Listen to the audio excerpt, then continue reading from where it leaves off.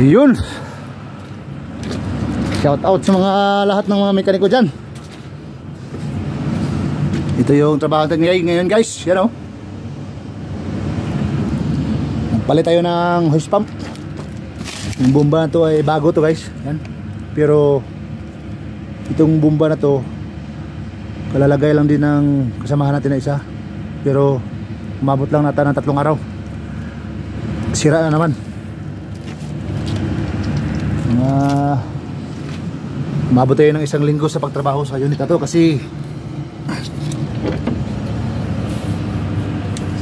yung nangyari nito nung nag-troubleshoot tayo, hindi natin inisip yung bomba kasi bago naman. Ngayon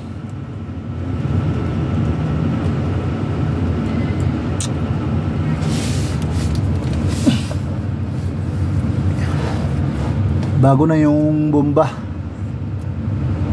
kasi nung tinest natin yung bomba walang pressure, wala talagang pressure, kaya nagpalit na naman tayo ngayon ng bago.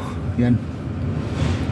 Ngayon yung nangyari nung unang gumawa nito, dapat bago nila sinalpak yung bagong bomba, binuksan lang muna yung buong tangke ng hydraulic, kasi nung binuksan ko yung tangke ng hydraulic, grabe lahat.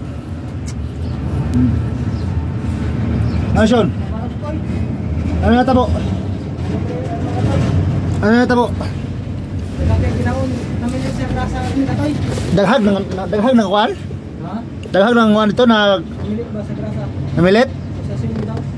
Daw be, saan naman ito? Remove.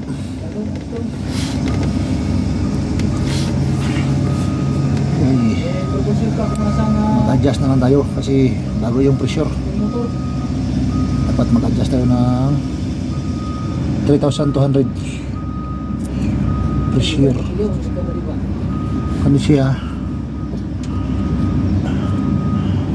Aryahan na ito na para maabot siya o 3,000 standby pressure 3,200. Okay. Pull up ang dam.